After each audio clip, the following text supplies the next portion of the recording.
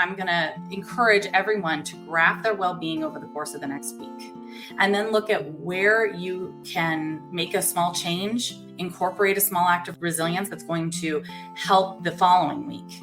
And if you want to, continue to graph it. I think it's so powerful when we can look at our own patterns and then make small tweaks. I call them like little experiments.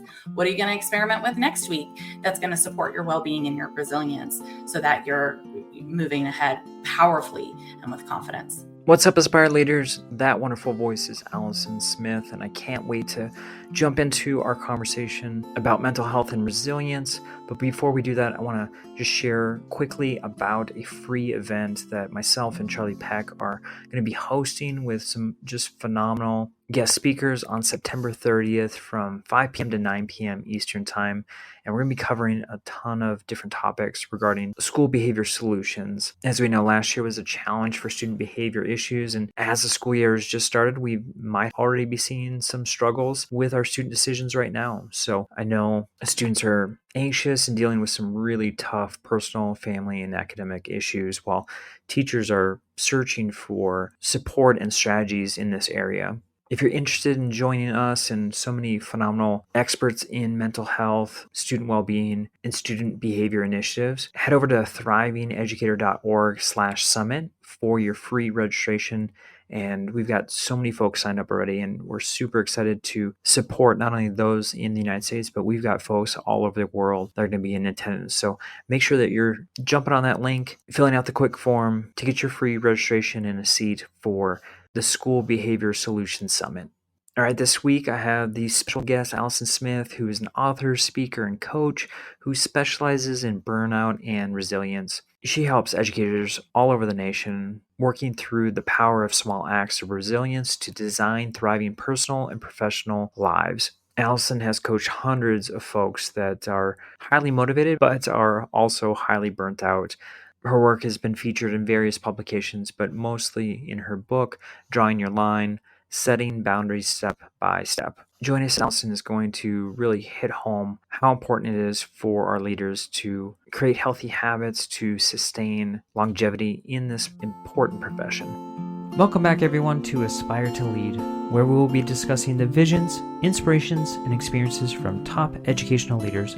My name is Joshua Stamper, and you can connect with me on Twitter or on Instagram at Joshua_Stamper. All right, Aspire Leaders and Teach Better family, I have a fantastic guest who I've connected with lately. Love the conversations that we've had, and I specifically asked her to come on to Aspire to Lead to share all of that phenomenal experience and wisdom with us. So with that, Alison, thank you so much for being on Aspire to Lead. Thanks so much for having me. I'm happy to be here. Yes. So, all right, I'm trying to give a little context as to all the many things that you do, because you're an author, speaker, coach, but I know that there's a lot of wonderful background behind those titles. So will you just share a little bit about your educational and leadership journey? Sure. So I started my career in the classroom. I taught in inner city Phoenix in a little fourth grade classroom and loved it, but it was hard. It was definitely hard. And there were times when I felt not good enough. And when I was working overtime, as so many of us do, to really prove my salt and carry my weight in this important profession, and really wanted to do the best work I absolutely could for my students. And like many of us do, had a mental model or a belief that that would just happen right out the jump from teacher prep school. So you can probably guess how that went for me. But I did end up getting recruited out of the classroom to work with teachers and to do professional development, and specifically in the STEM fields. And so that was wonderful, just a total highlight, getting to work with the teachers, and also worked and taught at ASU. I'm here from Arizona. And so I worked for Arizona State in their teachers college, prepping teacher candidates. And everywhere I was going, everyone was burned out and saying things like, this is all great. I love this content. I love this professional development, but my plate is so full. I just don't know where this is going to fit. And I was seeing the same types of mental models and the same types of beliefs getting in people's way, just like mine did. So that was something I was noticing. And then so became a mom in the midst of it. And so I'm there traveling for work, going around doing these different PDs and trying to, have an infant at home that I was taking care of, and just really feeling like I couldn't come up for air, just feeling like I was failing at both things. And that was a really awful feeling. So I ended up finding a coach and working with a coach. And it really was a transformative experience, and unlike anything I had ever experienced, because she actually tuned into me. Whereas I had been, looking at check boxes and getting advice and reading all the books and always looking outward, she helped me tune inward and really look at, what do I want? What's important for me? How do I want to live my life? And where does my job, my work fit into that? And I did have like sort of the proverbial light bulb moment where I was like, oh my gosh, I needed this as a teacher. And these teachers that I'm working with need someone to help us look at ourselves as human beings, look at where our teaching and leadership life fits in to that vision for what we want for our life and what feels most important and aligned to our values, and help us with just the sheer magnitude of tasks and just exhaustion that we face, that so often then ends up playing into those same belief systems we've had for years and years and never questioned. And so I became a coach myself, and I started my work directly focused on educators. And how do I help educators look at their patterns? And now how do I help education leaders look at the patterns, look at their beliefs and mental models that are ending up getting in their way of doing their best work? So that's been my journey to this point. All right. I love it so much. So I have your website for those who are watching on YouTube. Thank you so much. And I've got your website on there. We're going to talk about how to connect with you later also. But Alison, I want to talk about that word burnout, right? Because I know that, the thing that I'm speaking about the most is like how to create healthy habits and how to work on our mental health right now. But the feedback from a lot of educators are like, what you're talking about is I have too much on my plate, and there's a lot of words that we could fill in for that. Resiliency right now is kind of a heavy term that a lot of folks are using and wanting to, find ways to get through such chaos and responsibilities that are on their plate. So within your coaching role, as you're supporting schools, what are some tips and things that you try to work on with folks in regards to resiliency? Well, first of all, I would love to just kind of share with you how I define Please, resilience. yeah. And that actually comes back to how I define the word thrive. Yeah. We all want to thrive. That is, our missions. We want to thrive at work. We want to thrive professionally. We want to thrive as human beings. And when we think about what that word means, we typically picture someone at the peak of their career with all the energy and enthusiasm in the world, very successful. We have this picture of success and achievement. But the word thrive actually came from an Old Norse word that meant to grasp to oneself. And so I think that where we got this twisted is that it's easy to hold on to ourselves. It's easy to grasp to ourselves in the good moments of life. It's harder to hang on to ourselves when we're in a moment of adversity, when we're in the chaos of stress and burnout.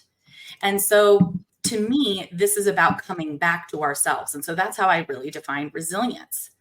It's not about pushing through or toughing it out. It's actually about coming back to ourselves. And, I shared with you that I'm like an old science teacher, right? And so there's a definition of resilience that's actually the scientific definition, which is about like stretchiness, elasticity, right? Coming back to shape. And so I think about, how do we come back to the shape of ourselves? How do we come back to that sturdy center and hold on there so that we can do our best work moving forward?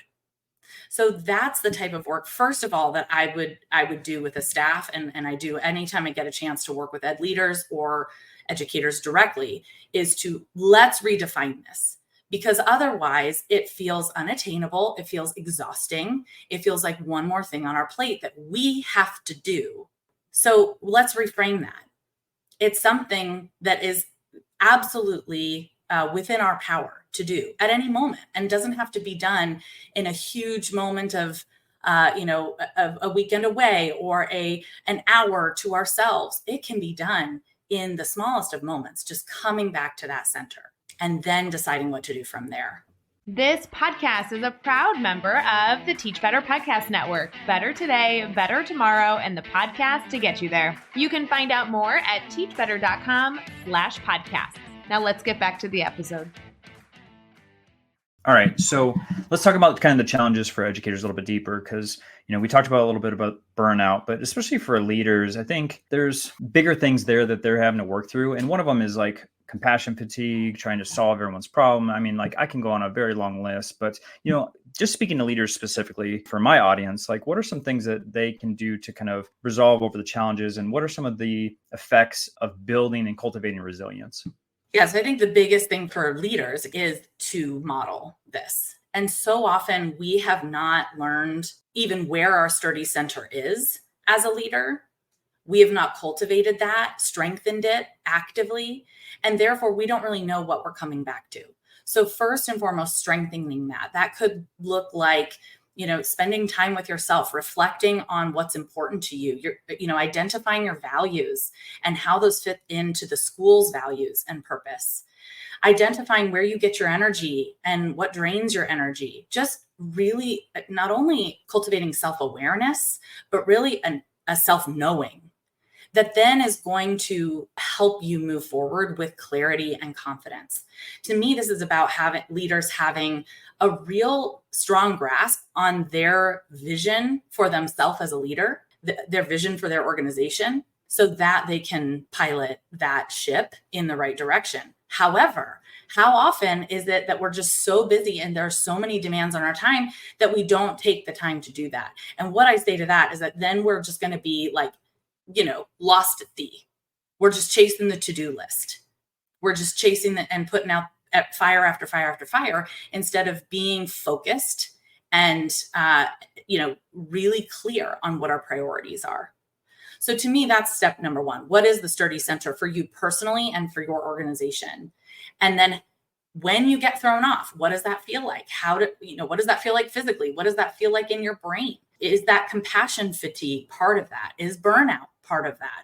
What can you identify so that those will be your markers of whether or not you're in that sturdy center? And then what are the ways that you come back to center? Can you create a list of things that, maybe people you talk to, supporters you bring in, mentors that you work with, things you do outside of work that bring you back to center and give you that clarity so that you can move forward. It's not just about coming back to center and just taking that time for ourselves or just taking that time to connect to ourselves. It's then ultimately what is clear from there that may not have been clear when we were thrown off. What is clear from that sturdy place that then will guide you to move forward? Yeah, it's so true. I loved your analogy there. And I mean, a captain of a ship or a pilot of a plane, like you got to take care of yourself so you can take care of others. And I think that's such a beautiful analogy. I want to talk about kind of now as a leader, looking at your staff, how leaders can support and build that resiliency within their culture, within their campus to make sure that they're thriving this year.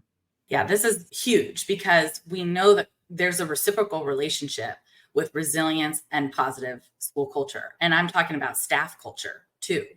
That the relationships we have with the staff, the relationships that we have, that you're cultivating of staff members to each other, all ends up building resilience, because we know that from research that part of our resilience is our support network. Part of how we cultivate our own resilience is that we have colleagues that we can come to professionally that support us, but we also have congenial relationships with those colleagues. So not only are those relationships collegial and we can help each other as professionals, but they're congenial. I care about my colleague and they care about me. We have a friendly relationship. And I love this line from Ensuring Teachers Matter by Shelley Wolfong is everyone doesn't have to be friends with everyone, but everyone needs to be friends with someone on staff. And that builds that congeniality, that connection, that support among the staff that ultimately helps teachers know that they matter to each other and that the work that they're doing day in and day out is going to matter. So when we cultivate relationships among the staff and your relationship as a leader with staff members, that they know that you care, they know that they can come to you, and you're going to sit down with them and say, okay, the plate is too full. It's overflowing. So let's sit down and make some really hard decisions about what to let go. Right now, teachers are doing that without consulting their leader, typically, unless they have a very supportive relationship with that leader. And as a leader, you want insight into what decisions they're making about what to let go, right? And that's where having that vision for where the ship is pointed is going to help you then lead the staff to decide, okay, all of this is important. All of it is important. And so of all the important things, which ones are the most important?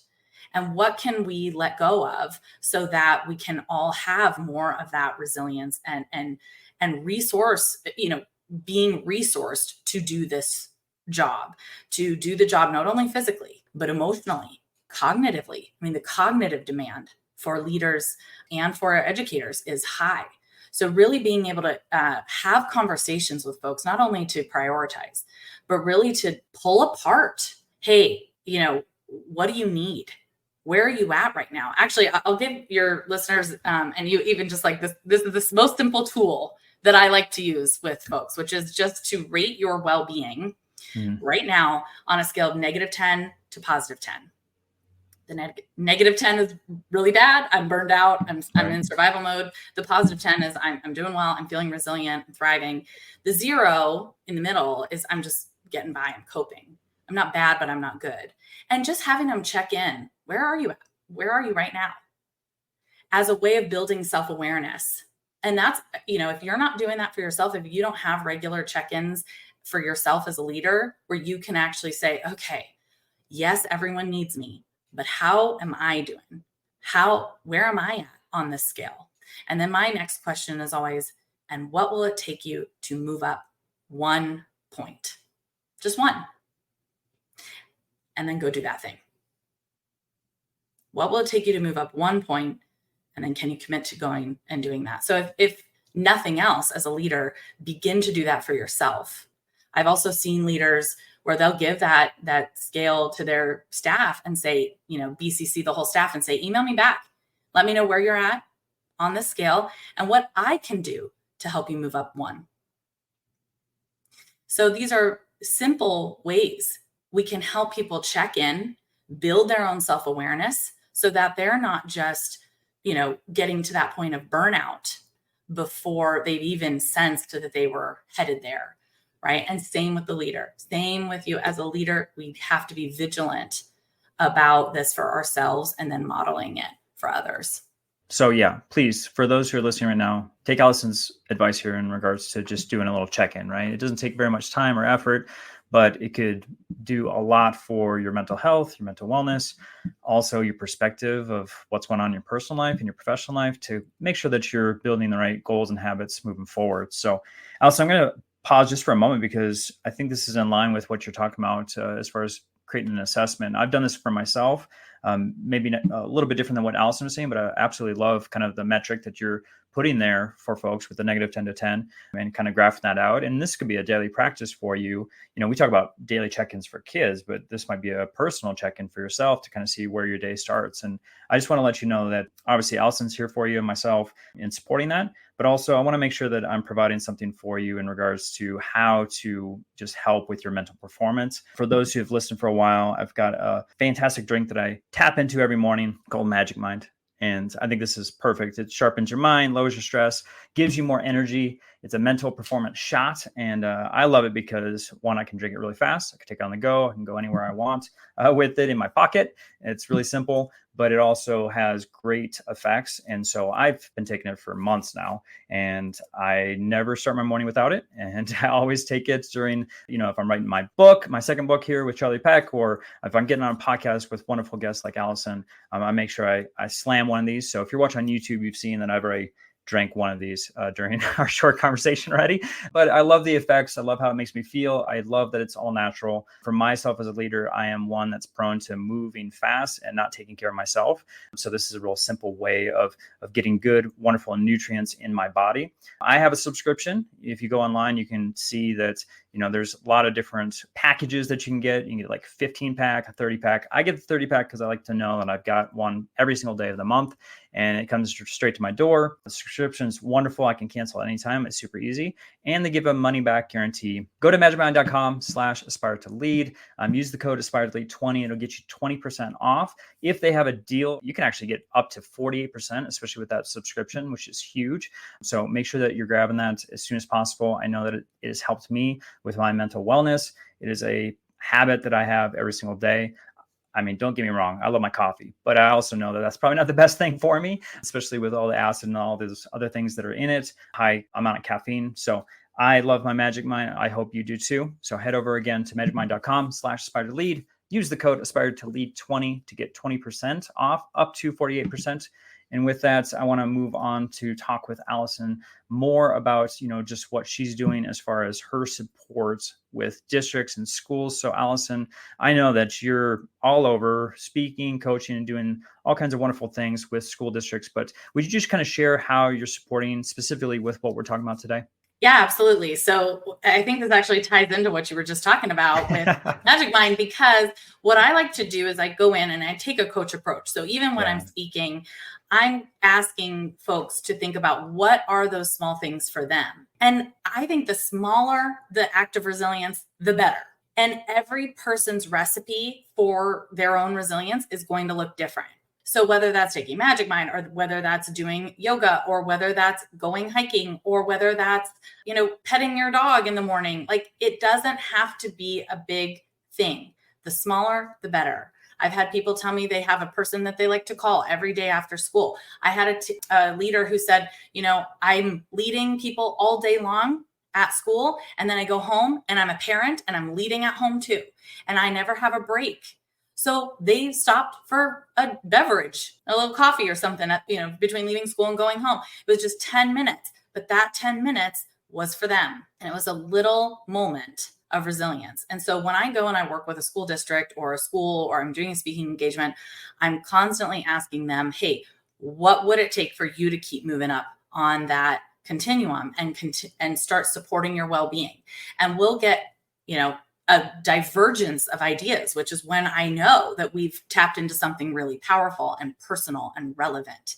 Because what I hated as a teacher was when you would go to a PD and you didn't get anything out of it, or they were one more person telling you what to do. I wanted someone to hold the space for me to figure out what to do. I needed someone, because that's empowering when you come up with your own ideas and they feel relevant and they feel exciting and personal. And I always do this thing where I have them take, I'll show your YouTube listeners, blank note cards. I take these everywhere I go. And I have them write one idea on each card. And then at the end, they pick one they want to start with. Because one of my Thrive Design principles is incremental. And I think that when we can focus on making incremental change and just keep focusing on making incremental change over time, we can make huge adjustments and changes. And that's really what I'm interested in. Yes, we're going to have these conversations. I want to normalize these conversations without it feeling like complaining. Let's talk about what's hard. Let's talk about where the system is breaking down and failing the educators to have full lives, and education leaders to have full and complete whole lives.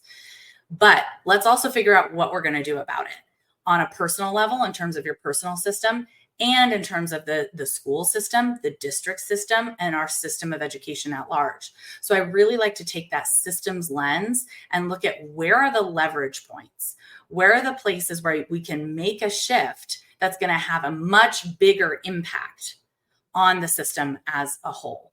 Because we do have, for example, a collective mental model of burning the candle at both ends. What is the phrase? A teacher is like a candle who consumes itself to light the way for others. Yes.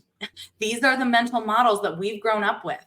And it is a service mentality that's adaptive, but it has been manipulated and used to have people go above and beyond what is healthy and what is sustainable. And so we have an attrition problem. And so what if we were starting to shift some of those collective mental models? What I see is like the pendulum shifting all the way the other direction. And I want it to shift somewhere to the middle where it's like, no, we're here, we're serving, we're absolutely putting their needs first for a portion of the day. But we're not ignoring our own needs. We're making space for our own needs so that we can be humans, we can be authentically ourselves at work, so that is not another emotional drain. There's a phrase called emotional dissonance. And that refers to the concept of you're feeling an emotion on the inside, but you're projecting a different emotion on the outside. How often do we as leaders have to do that? How often do teachers have to do that? A lot. And it is emotionally draining. That is part of this work. That is part of how we model for our students and for the staff how to adaptively cope with challenges, that we're regulating ourselves emotionally, but that does take energy. And so being able to say, okay, this does take energy. It's part of the job. So what am I doing to give myself energy? How am I refilling that bucket, so to speak, so that I can go and do this thing that's really critical for me being successful in this job?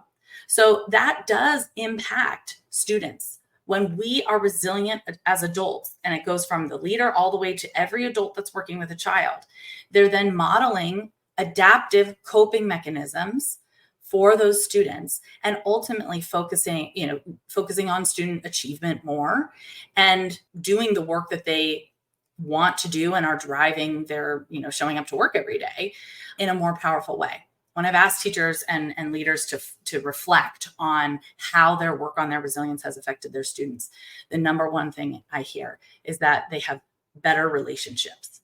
And to me, that says, when I'm taking care of me, I don't need you to take care of me.